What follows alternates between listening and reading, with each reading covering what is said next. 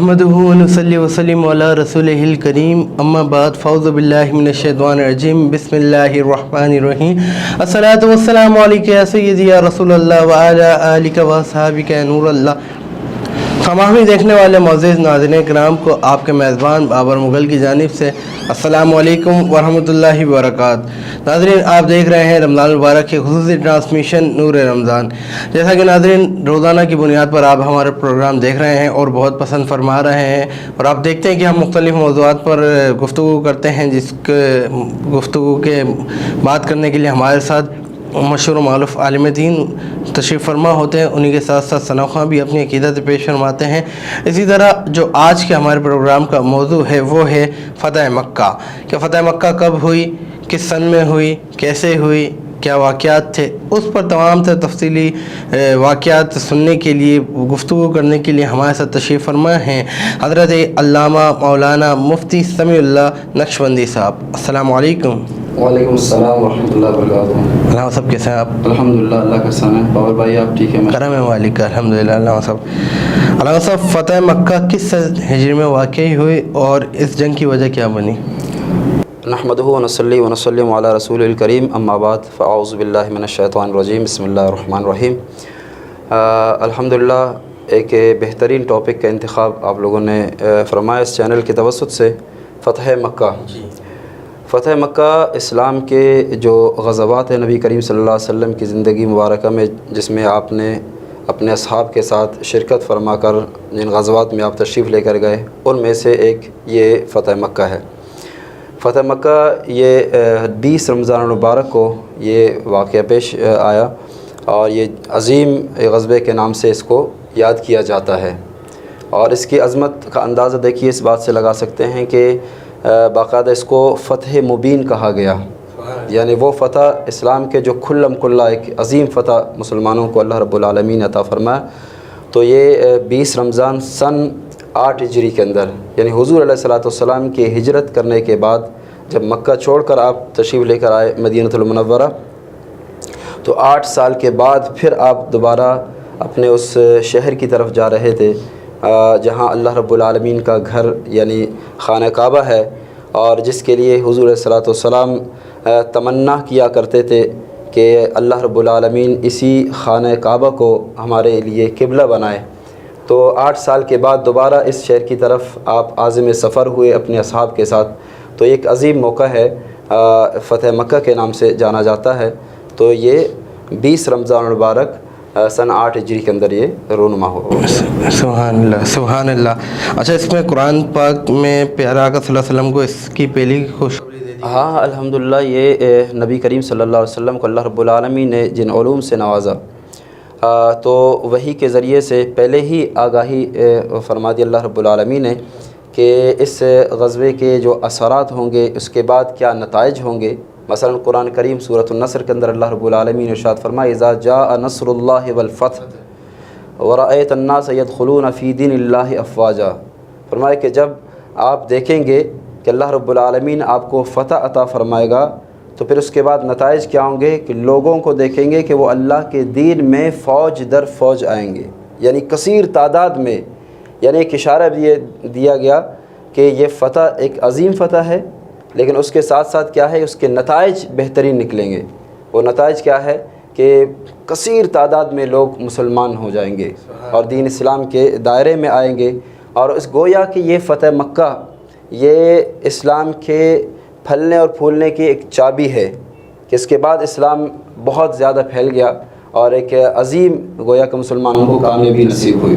سبحان اللہ سبحان اللہ۔ قرآن کریم کے اندر باقاعدہ اس کے طرف اشارہ بھی ہو گیا اذا جاء نصر اللہ، تو علماء نے لکھا ہے کہ اس کے اندر اشارہ اسی طرف ہے کہ یعنی فتح سے مراد کیا ہے، فتح مکہ ہے۔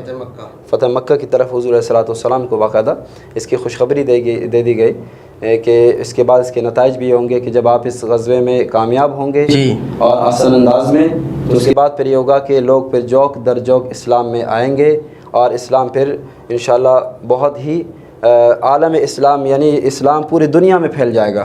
یہ ایک اشارہ دیا گیا پہلے ہی قرآن مجید فرقان حمید کے اندر۔ سبحان اللہ۔ اچھا علامہ صاحب، جب فتح مکہ ہوئی تو اس کی جنگ ہوئی، تو اس کی جنگ کی حکمت عملی کیا تھی؟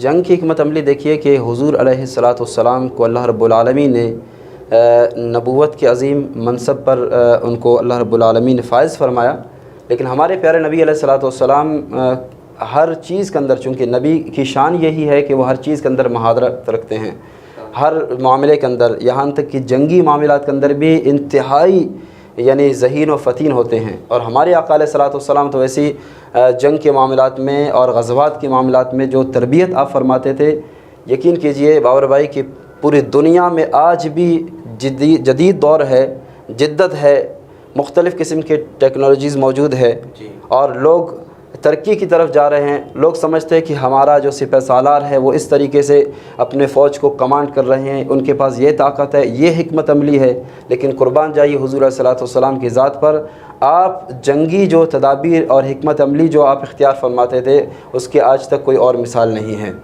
فتح مکہ کے موقع پر بھی حضور علیہ الصلوۃ والسلام نے جو لشکر تیار کیا 10,000 کا لشکر، یعنی یہ فتح مبین کی علامت کہ حضور علیہ الصلوۃ والسلام اپنے چند ساتھیوں کے ساتھ جب مکہ چھوڑ کر گئے تھے تو کفار نے یہ سوچا کہ اب یہ لوگ تو ختم ہو جائیں گے، اب یہ یہاں شہر سے نکل گئے، اب ان کے پاس کون ہوگا؟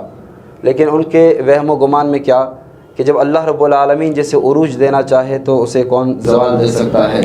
تو اللہ نے اپنے محبوب کو مقام نبوت پر فائز فرمایا، اور یہ سب نعمتیں اللہ تعالیٰ نے ان کو دینی ہی تھی، تو اسی لیے حضور علیہ الصلوۃ والسلام نے یہاں مدینہ المنورہ آ کر باقاعدہ آپ نے پلاننگ کی، اپنے صحابہ کو تیار کیا، اور پھر اللہ تعالیٰ نے یہاں جہاد کا بھی حکم نازل فرمایا مدینہ المنورہ میں۔ تو حضور علیہ الصلوۃ والسلام نے 10,000 کا لشکر جب لے کر آپ یہاں سے روانہ ہوئے مدینہ المنورہ سے، آپ نے یہاں لوگوں کو نہیں بتایا کہ ہم کس ارادے سے جا رہے ہیں، یہ ایک حکمت عملی ہے، چونکہ اگر یہیں سے بتا دیا جاتا تو ہو سکتا ہے کہ پھر ایک جنگی جنون اور ایک جوش کہ ہمیں بس مارنا ہی ہے، جبکہ حضور علیہ الصلوۃ والسلام کا ارادہ یہ تھا کہ اس حکمت عملی کے ساتھ ہم جائیں گے کہ اللہ رب العالمین کے گھر خانہ کعبہ کا عزت اور احترام بھی پامال نہ ہو، اور احسن انداز میں کیسے طریقے سے ہم اس غزوے کو یعنی سر انجام دیں گے کہ جس کے اندر قتل و غارت زیادہ نہ ہو، ہاں ہم اسی کو ماریں گے۔ پھر آپ نے اپنے صحابہ کو باقاعدہ تربیت فرمائی، اور آپ نے فرمایا کہ کوئی آپ سے لڑنے کے لیے سامنے آئے تو دفاعی پوزیشن کے لیے اپنے آپ کو روک سکتے ہو، اسے مار سکتے ہو، ورنہ جو آپ کی طرف اسلحہ نہ اٹھائے تو آپ کو اسے مارنا نہیں ہے۔ تو یہ حکمت عملی حضور علیہ الصلوۃ والسلام نے اختیار فرمائی تاکہ کم سے کم لوگ مارے جائے، چونکہ جہاد کا مقصد یہ نہیں ہے کہ لوگوں کو مارنا، بلکہ غزوات کا مقصد یہ ہوتا تھا دفاعی پوزیشن، یعنی جب بھی مسلمانوں پر خطرہ ہوتا کہ کفار کی جانب سے کہ کفار حملہ کریں گے یا مسلمانوں کو ماریں گے یا مسلمانوں کی کسی آبادی پر وہ نقصان پہنچانے کا ارادہ رکھتے ہیں، تو حضور علیہ الصلوۃ والسلام پہلے پیش قدمی کر کے دفاعی پوزیشن میں نکلتے تھے۔ سبحان اللہ سبحان اللہ۔ اور سب پھر جیسے حکمت عملی کے بعد پھر جنگ کا آغاز کیسے ہوا؟ ہاں، جنگ کا آغاز اس طرح ہوا کہ جب حضور علیہ الصلوۃ والسلام نے یہاں صحابہ کرام سے گفتگو فرمائی اور ان کی تربیت فرما کر، اور پھر آپ نے فرمایا کہ ہمیں اندر داخل ہونا ہے، اور داخل ہونے کے لیے یہی صورت آپ نے بتائی کہ ہمیں جب کوئی ویسی ہمارے سامنے آئے تو ہم اس سے لڑیں گے نہیں، ہاں کوئی اگر جنگ کی غرض سے آئے، مارنے کے لیے آئے، اپنے آپ کو پھر بچانا ہی پڑتا ہے، تو پھر اس کو پھر اس کو روکنا پڑتا ہے، اگر وہ پھر بھی نہیں رک جائے تو پھر اس کو مارنا پڑتا ہے۔ تو اس موقع پر حضور علیہ الصلوۃ والسلام نے اپنے صحابہ کو یہ تربیت فرمائی، اور نبی کریم صلی اللہ علیہ وسلم نے جب اس کے ساتھ ساتھ یہ بھی اعلان فرمایا، اپنے صحابہ کو بھی فرمایا، اور وہاں داخل ہوتے وقت آپ نے اعلان فرمایا کہ چند چیزیں ہیں جو خانہ کعبہ کے ساتھ پناہ لے گا، جو ابو سفیان کے گھر میں پناہ لے گا، اس طرح آپ نے چند چیزوں کی طرف اشارہ کر کے جو ان کی طرف پناہ لے گا یا جو اپنا اسلحہ یعنی خود ہی سلنڈر کرے گا تو پھر ہم اس سے نہیں ماریں گے، اس کو کچھ نقصان نہیں پہنچائیں گے۔ جب حضور صلی اللہ علیہ وسلم کا یہ اعلان سن کر اہل مکہ کے لوگ تو بڑے عجیب تعجب میں پڑ گئے کہ ہم نے تو سوچا تھا یہ ہمیں ماریں گے، چونکہ ان کو پتہ تھا کہ ہم نے اس نبی کو پہلے تکلیفیں دی ہیں۔ انہوں نے حضور علیہ السلام کو ہجرت سے قبل حضور علیہ السلام اور آپ کے صحابہ کو کیا کیا تکلیفیں نہیں پہنچائے اہل مکہ نے، حالانکہ اگر دنیا کو کوئی اور بادشاہ ہوتا تو پھر وہ اپنے ذات پر جو ظلم ہوئے ہیں سب سے پہلے تو وہ ان کا بدلہ لینا چاہتا ہے، وہ تو پھر یہ سوچتا ہے کہ پر آج تو مجھے ان کو مولی گاجر کی طرح مجھے ان کو کاٹنا ہے، کاٹ کے سب کو رکھ دینا ہے، لیکن حضور علیہ الصلاۃ والسلام کو اللہ رب العالمین نے رحمۃ للعالمین بنا کر مبعوث فرمایا۔ ہمارے آقا تو وہ ہیں کہ طائف کے میدان میں جب آپ گئے اور وہاں کے اوباش لڑکوں نے آپ کی طرف پتھر پھینکے، نبی کریم صلی اللہ علیہ وآلہ وسلم کے جسم مبارک سے خون بہے اور فرشتہ حاضر ہوا حضور صلی اللہ علیہ وسلم کی بارگاہ میں، تو نبی کریم صلی اللہ علیہ وآلہ وسلم نے کیا فرمایا؟ اس نے عرض کیا کہ یا رسول اللہ اگر آپ حکم دے تو میں طائف کے دونوں اطراف میں جو پہاڑ ہیں وہ اٹھا کر اہل طائف کے اوپر میں گرا دوں گا، آپ مجھے اجازت دے۔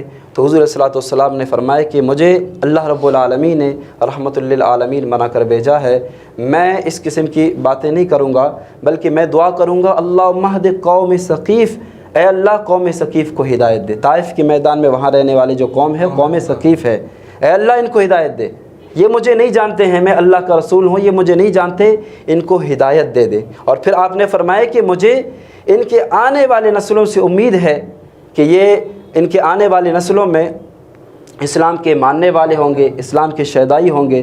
پھر اس کا نتیجہ بھی الحمدللہ نبی کریم صلی اللہ علیہ وسلم کے فرمان کے مطابق بعد میں ظاہر ہوا۔ تو کہنے کا مقصد یہ ہے کہ اس طریقے سے نبی علیہ الصلوۃ والسلام داخل ہوئے اور آپ نے جب اعلان فرما دیا تو پھر لوگوں کے پر ایک اثر پڑ گیا، اور اس اثر کا جو نتیجہ وہ کیا ہوا کہ کئی لوگوں نے ابو سفیان کے گھر میں پناہ لی، کئی لوگوں نے خانہ کعبہ میں پناہ لے لی، اور کئی لوگوں نے اسلحے ڈال دیے کہ بھئی اگر ہم یہ چیزیں اختیار کریں گے تو ہمیں کوئی نقصان نہیں پہنچایا جائے گا۔ سبحان اللہ۔ سوائے چند لوگ تھے جنہوں نے ضد کر کے اور خود آگے بڑھے تو لامحالہ پھر ان کو مارنا پڑا، اور لامحالہ وہ پھر کفر میں ہی اس دنیا سے چلے گئے، لیکن حضور علیہ الصلوۃ والسلام نے بہترین حکمت عملی ارشاد اللہ سبحان اللہ، بے شک میرے آقا کی کیا بات ہے۔ ناظرین کرام یہاں پر وقت ہوا ہے ایک چھوٹے سے بریک کا، انشاءاللہ حاضر ہوتے ہیں بریک کے بعد۔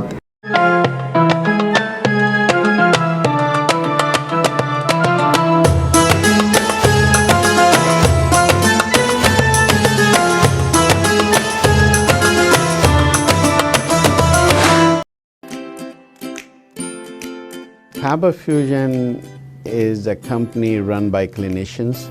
When we are looking at a patient, we are looking at the patient's medical needs first. Patient is in the comfort of his or her home. They're watching the TV, they're doing their chores while the infusion is going on. And patient's copay and deductible will be much lower if done at home than in the hospital setting. Home infusion, all in all, is a winning place for getting infusions done.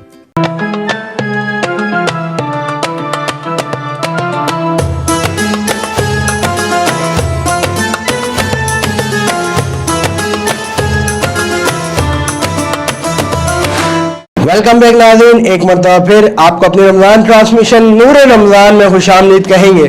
ناظرین کرام، جیسا کہ break میں جانے سے قبل ہماری بہت ہی خوبصورت گفتگو فتح مکہ کے حوالے سے علامہ صاحب کے ساتھ جاری و ساری تھی، انشاءاللہ اس گفتگو کے سلسلے کو آگے بڑھائیں گے۔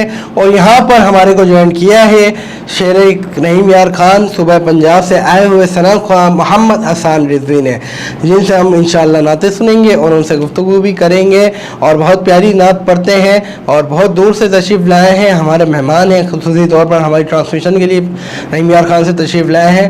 السلام علیکم۔ وعلیکم السلام ورحمۃ اللہ۔ کیسے ہیں حسان بھائی؟ اب الحمدللہ، آپ سنائیں خیریت سے؟ الحمدللہ۔ حسان، آپ کیا کہتے ہیں، نعت خوانی کا شوق آپ کو کب سے ہوا؟ تقریباً 4 سال کی عمر سے ہے۔ ماشاء اللہ۔ نعت خوانی کے علاوہ آپ کی ایکٹیویٹیز؟ صرف اسکول جوائن کیا تھا، اسکول ابھی کلیئر ہو گیا، آگے اسٹڈی کنٹینیو کرنا چاہ رہا ہوں۔ اللہ پاک برکت عطا فرمائے۔ کیا پیش فرما رہے ہیں کلام آپ؟ جب مسجد نبوی کے مینار نظر، ماشاء اللہ۔ جب مسجد نبوی کے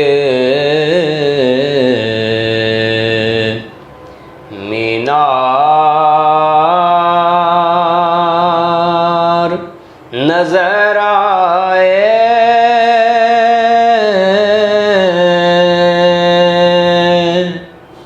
جب مسجد نبوی کے مینار نظر آئے، اللہ کی رحمت کے آثار نظر آئے،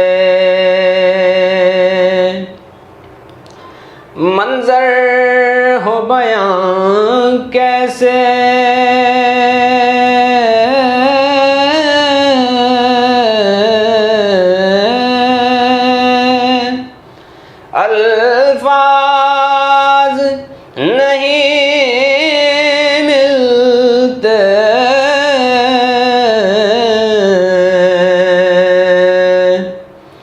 منظر او بیان کیسے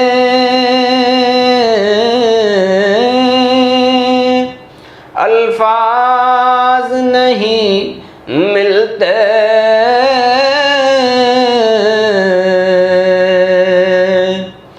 جب سامنے آنکھوں کے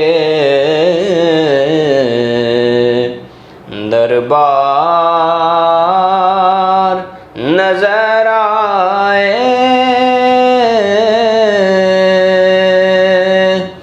جب مسجد نبوی کے مینار نظر آئے دکھ درد کے ماروں کو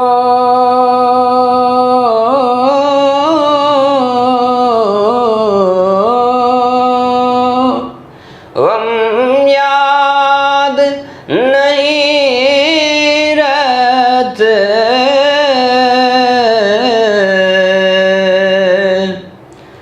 دکھ درد کے ماروں کو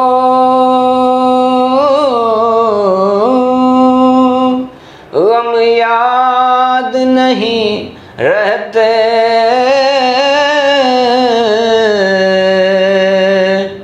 جب سامنے آنکھوں کے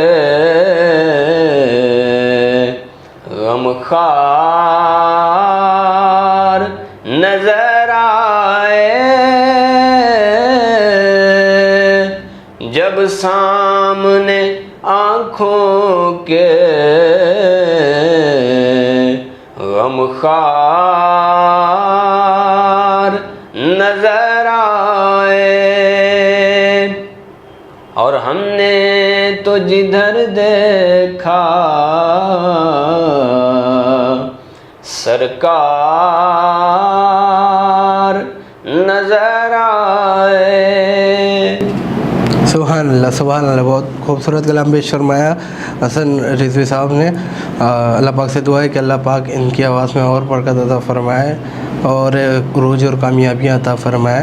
ناظرین کرام یہاں پر میں شامل کروں گا, میرا دل چاہ رہا ہے ایک کلام کا, اس کے بعد انشاءاللہ ان سے کلام سنیں گے. مولاي صلی وسلم دائما ابدا على حبيبك خير الخلق كلهم. مولاي صلی وسلم دائما ابدا على حبيبك خير الخلق كلهم.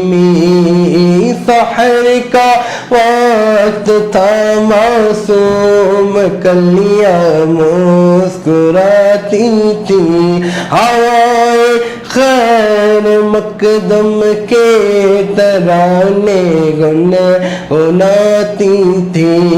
ابھی جبریل اترے بھی نہ تھے کعبے کے منبر سے کہ اتنے میں صدا آئی عبداللہ کے گھر سے. مبارک ہو جہاں میں مصطفیٰ تشریف لے آئے, مبارک ہو محمد مصطفیٰ تشریف لے آئے. مولاي صلی وسلم دائما ابدا على حبيبك خير الخلق كلهم.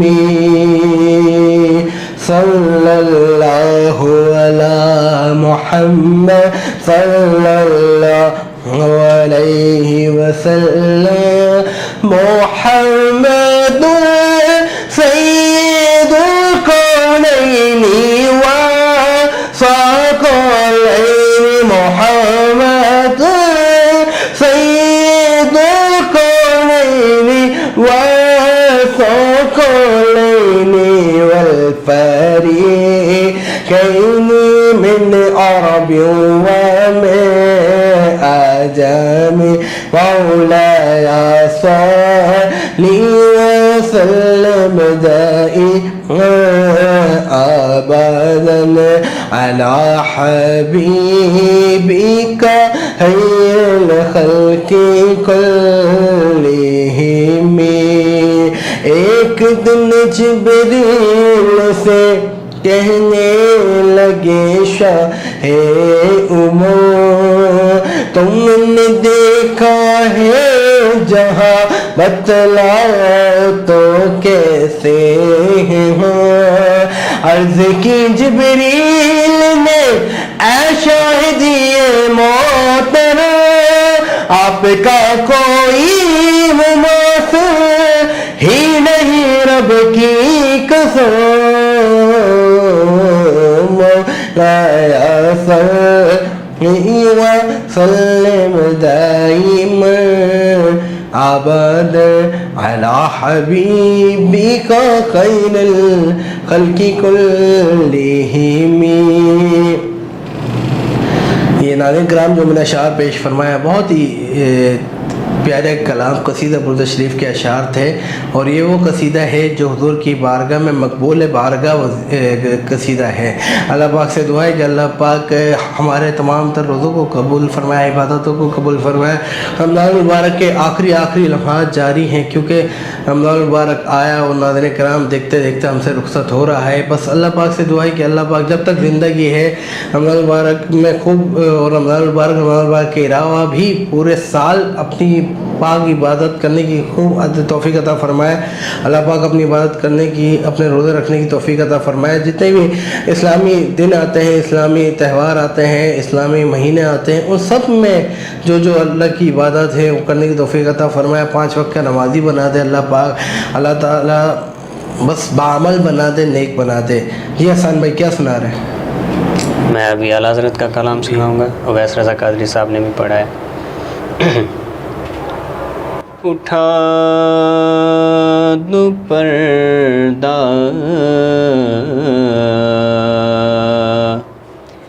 دکھا دو چہرہ، اٹھا دو پردہ دکھا دو چہرہ، کہ نور باری حجاب میں ہے زمانہ تاریک ہو رہا ہے، کہ مہر کب سے نقاب میں ہے، اٹھا دو پردہ دکھا دو چہرہ. انہی کی بو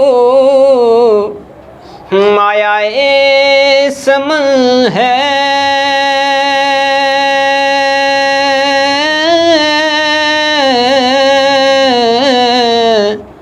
اور انہی کا جلوہ چمن چمن ہے. انہی کی بو مایا سمن ہے، اور انہی کا جلوہ چمن چمن ہے. انہی سے گلشن مہک رہے ہیں، انہی سے گلشن مہک رہے ہیں، اور انہی کی رنگت गुलाब में है, उठा दो पर्दा, दिखा दो चेहरा। वो गुल है लबहाए नाजुक उनके, हजारों झड़ते हैं फूल जिनसे। वो गुल है लबहाए नाजुक उनके, हजारों झड़ते हैं फूल जिनसे। गुलाब गुलशन में देखे बुलबुल, गुलाब गुलशन में देखे बुलबुल। ये देख गुलशन गुलाब में है, उठा दो पर्दा, दिखा दो चेहरा। खड़े हैं मुनकर नकीर सर पर,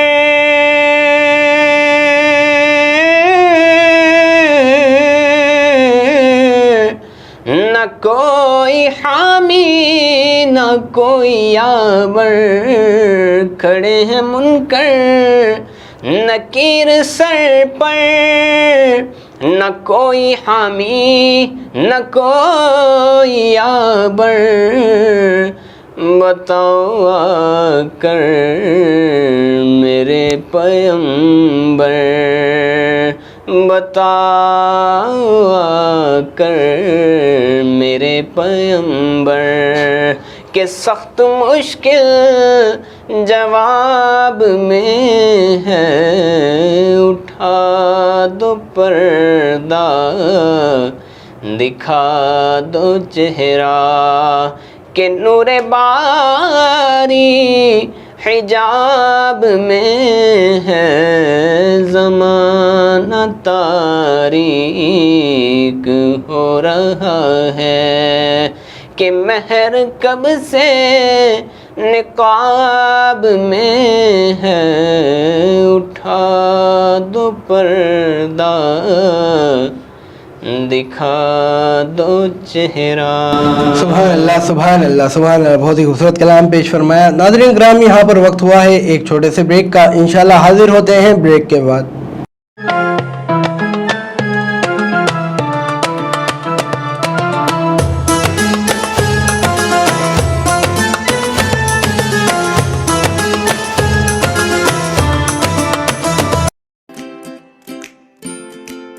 Faber Fusion is a company run by clinicians.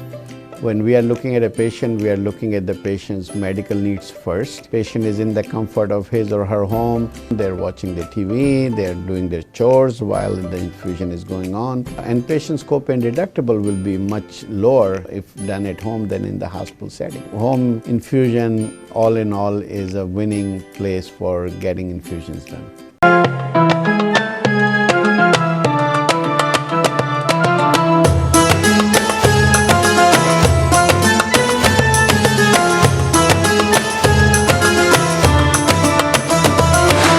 Welcome back नाजरीन, एक मरतबा फिर आपको अपने रमज़ान मुबारक की खुसूसी ट्रांसमिशन नूर रमज़ान में खुशामदीद कहेंगे।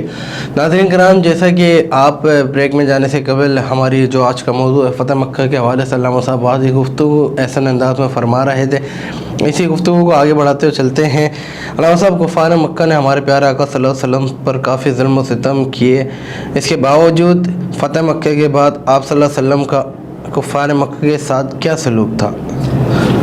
बाबर भाई, देखिए, पहले भी मैंने इस पर कुछ गुफ्तगू की है कि हुज़ूर अलैहिस्सलातु वस्सलाम जब यहाँ फ़तह मक्का के हवाले से जब आप तशरीफ़ लेके जा रहे थे और आपने जब ये ऐलान फरमाया कि आज तुम्हारे लिए अमन है, सब लोग जमा हुए। अब लामौला हुज़ूर अलैहिस्सलातु वस्सलाम के जो साथ हैं 10,000 का लश्कर, इतनी बड़ी तादाद में ये अफराद मौजूद है, तो कुफ़ार मक्का के ऊपर तो पहले ही एक रौब तारी हो गया कि ये अब हमें मारेंगे, हमें नुकसान पहुंचाएंगे, ये मामला होगा। लेकिन हुज़ूर अलैहिस्सलातु वस्सलाम ने सबको जमा करके आपने फरमाया कि ए अहले मक्का, ए कुफ़ार कुरैश, तुम लोगों का क्या इरादा है, तुम लोगों का क्या ख़्याल है मेरे बारे में आज। तो लामहला वो भी समझते थे कि ये यहाँ जब ये रहे हैं मक्का के अंदर भी, तो सादिक़ व अमीन के नाम से जाने और पहचाने जाते थे हुज़ूर अलैहिस्सलातु वस्सलाम के ज़ात एलान नबूवत से पहले। वो इस बात को तो जान चुके थे कि ये करीम हैं और करीम वालिद के ये बेटे हैं। तो इस तरफ उन्होंने इशारा किया, लोगों ने कहा कि हम तो आपको करीम बाप के करीम बेटे हम समझते हैं, तो आपसे यही तवक्को रखते हैं। तो हुज़ूर अलैहिस्सलातु वस्सलाम ने भी फरमाया कि देखो, जिस तरह के मेरे भाई नबूवत के हिसाब से अंबिया अलैहिस्सलाम आपस में भाई की तरह होते हैं, तो आपने फरमाया कि देखो मेरे भाई हज़रत यूसुफ़ अलैहिस्सलाम ने जिस तरह अपने भाइयों से कोई मुआख़ज़ा का उन्होंने तलब नहीं किया कि यानी जब वो मिस्र के बादशाह बन गए, अब चाहते तो वो अपने भाइयों को से अपना बदला ले सकते थे, लेकिन हज़रत यूसुफ़ अलैहिस्सलाम ने छोड़ दिया। तो इसी तरह हुज़ूर अलैहिस्सलातु वस्सलाम फरमाया कि मैं भी आज ए अहले मक्का तुमसे वही कहूँगा कि ला तस्रीब अलैकुमुल यौम फ़अंतुमुत तुलक़ा, कि आज तुमसे कोई मुआख़ज़ा नहीं है, जाओ तुम सारे के सारे आज़ाद हो। सुभान अल्लाह, सुभान अल्लाह। नबी करीम सल्लल्लाहु अलैहि वसल्लम के इस ऐलान को सुनने के बाद लोग वर्ताए हैरत में पड़ गए कि हमने इनको इस कदर तकलीफ़ें पहुँचाई और आज ये हमें कह रहे कि हम तुमसे कोई मुआख़ज़ा नहीं लेंगे, हम तुम्हें माफ़ करते हैं। तो फिर वो समझ गए कि इससे बढ़कर फिर करीम ज़ात हम कहाँ ढूँढें। तो फिर इसका ये नतीजा हुआ कि फिर कई लोग मुसलमान हुए, और जो कुरान करीम फ़ुरक़ान हमीद ने जिसकी तरफ इशारा किया शुरू में हमने इस पर बात की है कि इज़ा जाअ नस्रुल्लाहि वल फ़त्ह, तब ये अल्लाह की मदद आ गई, अल्लाह रब्बुल आलमीन की मदद और नुसरत मुसलमानों को मिल चुकी है। तो उसके बाद फिर लोग फ़ौज दर फ़ौज इस्लाम कबूल करने लगे, और नबी करीम सल्लल्लाहु अलैहि वसल्लम के इस यानी मुआफ़ी की वजह से बड़े बड़े लोग, यानी आप देखें ना कि सबसे बड़ी बात ये होती है कि कौम का जब सरदार जब वो इस्लाम से मुतमईन हो जाए तो लामवाल फिर बाकी लोग तो फिर देखेंगे ना। तो उस वक़्त कुफ़ार को कमांड करने वाले हज़रत अबू सुफियान थे, और इन मामलात में सरगर्म सबसे ज़्यादा वो थे। जब उन्होंने यहाँ पर देखा कि हुज़ूर अलैहिस्सलातु वस्सलाम ने इस मौके पर, हालांकि नबी अलैहिस्सलातु वस्सलाम जानते हैं, हज़रत अबू सुफियान ये समझ रहे थे कि इनको मैंने तकलीफ़ें दी हैं, इनको मैंने बहुत ज़्यादा तकलीफ़ें दी हैं, और आज ये कह रहे हैं कि जो अबू सुफियान के घर में पनाह लेगा तो वो अमन में है, उसको हम कोई तकलीफ़ नहीं पहुंचाएंगे। तो उन्होंने सोचा कि आज भी मुझे इज़्ज़त दे रहे हैं, आज भी ये मुझे बढ़ाई दे रहे हैं, मुझे इज़्ज़त दे रहे हैं, तो फिर मैं इस्लाम फिर कबूल क्यों ना करूं। तो यही है कि इसी मौके पर हज़रत अबू सुफियान रज़ी अल्लाह ताला अन्हु इस्लाम कबूल करते हैं, और उनकी ज़ौजा भी इस्लाम कबूल करती हैं। तो इस तरीके से यानी इस्लाम से मुतासर हो जाते हैं। ये नबी करीम सल्लल्लाहु अलैहि वसल्लम की अखलाकियात है।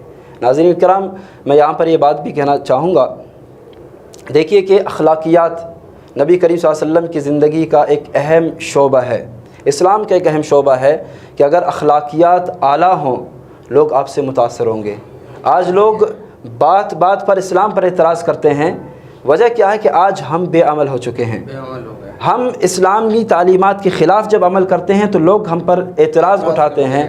काश कि हम अपने महबूब की सीरत को उठाकर पढ़ें, हुज़ूर अलैहिस्सलातु वस्सलाम की शख्सियत को उठाकर पढ़ें कि कुरान करीम ने उनकी शख्सियत को हमारे लिए नमूने अमल बना दी। फरमाया कि आप उनकी सीरत को, और ये भी नहीं कि सीरत का कौन सा गोशा और कौन सा हिस्सा नहीं, फरमाया कि जिस हिस्से को, जिस गोशे को इख्तियार करोगे, मेरे महबूब के अल्लाह फरमाता है तुम्हारे लिए कामयाबी उसी में है। सुभान अल्लाह। क्योंकि अल्लाह साहब जैसे आपने फरमाया कि आप सल्लल्लाहु अलैहि वसल्लम का इखलाक उसने अव्वल ऐसा था लोगों के कुफ़ार खींचे चले आते थे इस्लाम की जानिब, क्योंकि जो जंग से काम ना हो सके वो प्यार मोहब्बत से काम हो जाता है। अब इसी तरीके हम अपनी लाइफ में देखें कि अगर हम अपने लोगों के साथ इखलाक अच्छे रखेंगे, रमज़ान मुबारक का बरकत महीना है, इसके अंदर भी अल्लाह साहब आपने देखा गया है कि रोज़े की हालत में लोग इखलाकियात भूल जाते हैं, लड़ाई झगड़े करने लग जाते हैं।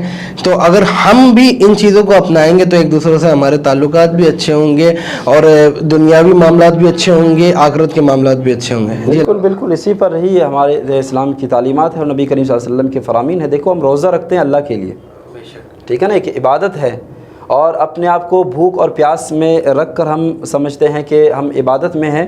तो इबादत सिर्फ भूखा और प्यासा रहने का नाम नहीं है, बल्कि इसके साथ साथ अपने अखलाकियात को दुरुस्त करना, यानी बदनिगाही से अपने आप को बचाना, गलत गुफ्तगू से अपने आप को बचाना, ये सब रोज़े के अंदर शामिल है।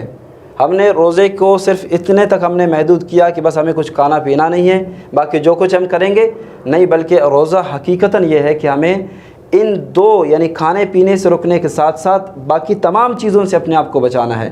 تو اخلاقیات کا دائرہ وہ تو ہر وقت ہم پر لازم ہے۔ دیکھ لیے اب اس مہینے کے بعد تو ہم پر فرض نہیں ہے، لیکن اخلاقیات زندگی کے ہر لمحے میں ہمارے اوپر لازم ہے۔ نبی کریم صلی اللہ علیہ وسلم دیکھیے کہ اس سے بڑھ کر اور کیا ہم مثال پیش کر سکتے ہیں کہ جنگ کے وقت انسان طیش میں ہوتا ہے، ایک غضب کی سی کیفیت انسان کے اندر پیدا ہو جاتی ہے کہ بس مجھے بدلہ لینا ہے، مجھے مارنا ہے، لیکن حضور علیہ الصلوۃ والسلام کا انداز کیا ہے؟ آپ غزوات پہ جب نکلتے تھے تو پہلے اپنے صحابہ کو تربیت فرماتے، آپ فرماتے دیکھو میرے اصحاب، درختوں کی طرف اپنے تلوار کو نیام سے نہیں نکالنا ہے۔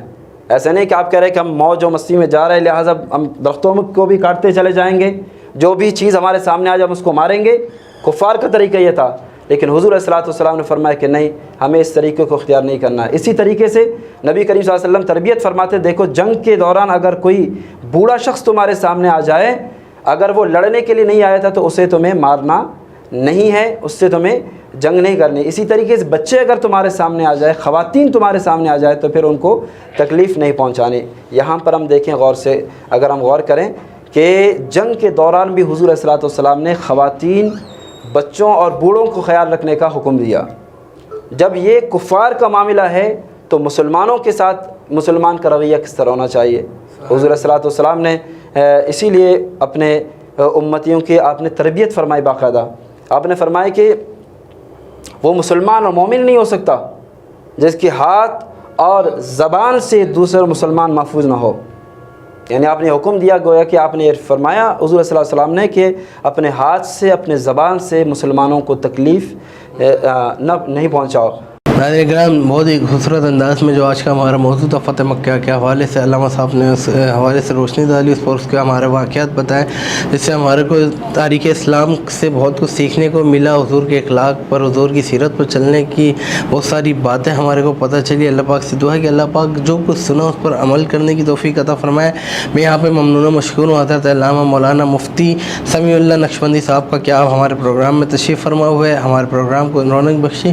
جیسے کہ ناظرین آپ کو علم ہے، ہمارے پروگرام کا اختتام دعائیہ کلمات کے ساتھ ہوتا ہے۔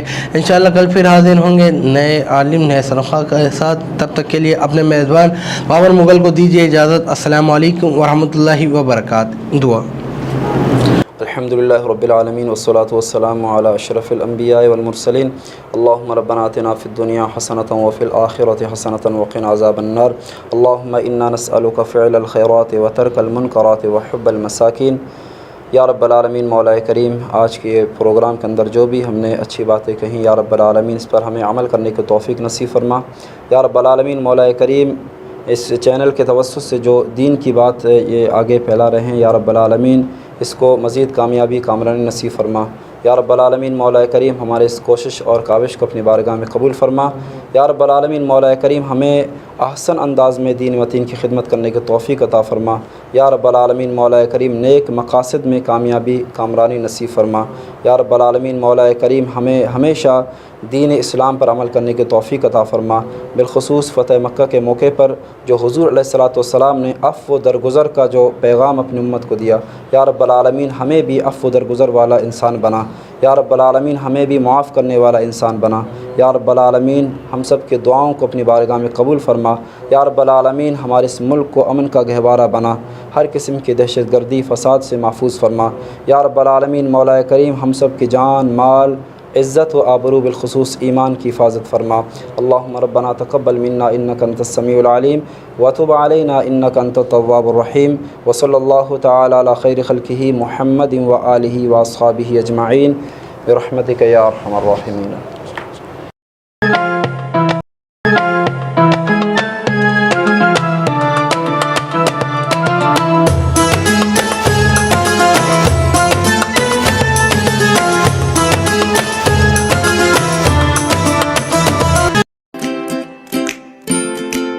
Faber Fusion is a company run by clinicians. When we are looking at a patient, we are looking at the patient's medical needs first. Patient is in the comfort of his or her home. They're watching the TV, they're doing their chores while the infusion is going on. And patient's copay and deductible will be much lower if done at home than in the hospital setting. Home infusion, all in all, is a winning place for getting infusions done. It is a heartening fact that you may obtain the best return on investment from your knowledge. You can progress by taking one step at a time every day and getting the greatest outcomes. American Education for Foreign Students provides online certification programs to assist you build your job skills in the United States. AMEDFS offers students hundreds of certificates courses worldwide. There are no limits to learning, and with AMEDFS, you can begin your journey of studies by enrolling in these courses at your own pace, no matter where you are in the world. Our certificate programs are cost-effective and can help you improve your skills and knowledge. The best part is that you can learn these courses in your desired duration. We offer countless courses in various disciplines. Many courses are available, including business, information technology, programming, and project management. Our mission is to make high-quality education accessible globally. For more information, visit our website www.amedfs.com or call us on 1909-5762-982.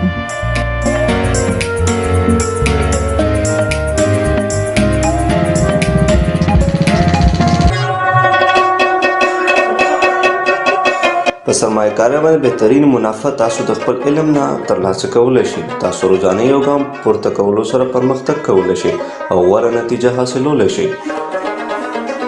د غیر ملکي طالب علمانو لپاره په امریکا کې تعلیم کوم چې د AMEDFS په نوم باندې هم پیژندل کیږي ګڼ شمېر آنلاین سرټیفیکیشن پروګرامونه وړاندې کوي کوم چې تاسو ته په هایه متحده کې د خپل کاري مهارتونو زیاتولو کې مرسته کوي.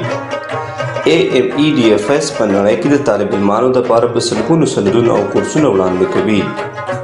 د زده کړې لپاره هیڅ حد نشته. تاسو د AMEDFS سره د دنیا د هر ځای نه د خپل سهولت او وخت مطابق کورسونه کې داخله اخیستی شئ او زده کړه کولی شئ. زموږ سرټیفیکیټ پروګرامونه ارزان هم دي کوم چې ستاسو مهارتونه مضبوطه کولو کې او علم زیاتولو کې مرسته کوي. د ټولو نه غوره برخه دا ده چې تاسو د خپل خوښې وخت مطابق کې کولی شئ. زموږ پروګرام کې بزنس، انفارمیشن ټیکنالوجي، پروګرامینګ، پروجیکټ مینجمنټ او نور ګڼ شمېر کورسونه شامل دي.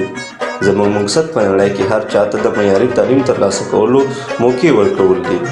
د نورو معلوماتو لپاره وزټ کړئ زموږ ویب سایټ amedfs.com یا کال وکړئ.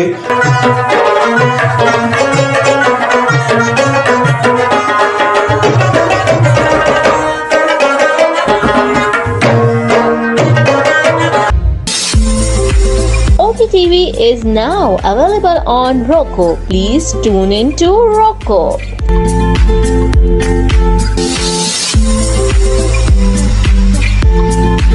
7.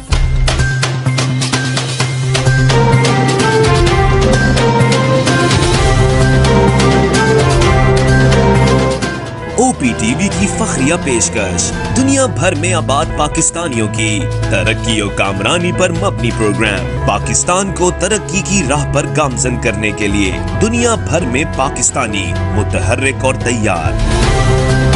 दुनिया भर के मुल्कों में पाकिस्तानी का उनकी तरक्की में हिस्सा देखिए। बैनुल अक़वामी मंजर में पाकिस्तानियों का समाजी, सियासी, तिजारती और मजहबी उमूर में भरपूर किरदार।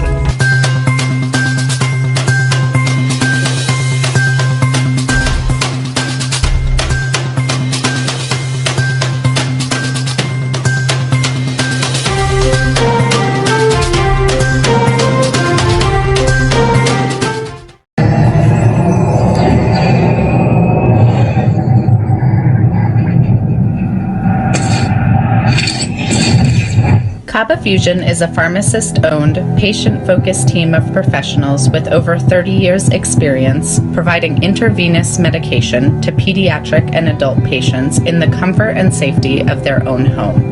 Founded by Dr. Sohail Masood, a pioneer in the home infusion industry and recipient of Ernst & Young's Entrepreneur of the Year Award, Kaba Fusion has 28 state-of-the-art compounding pharmacies across the country with service capabilities nationwide.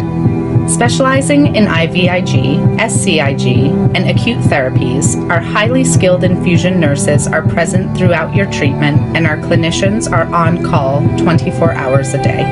Please visit us at kabafusion.com for more information.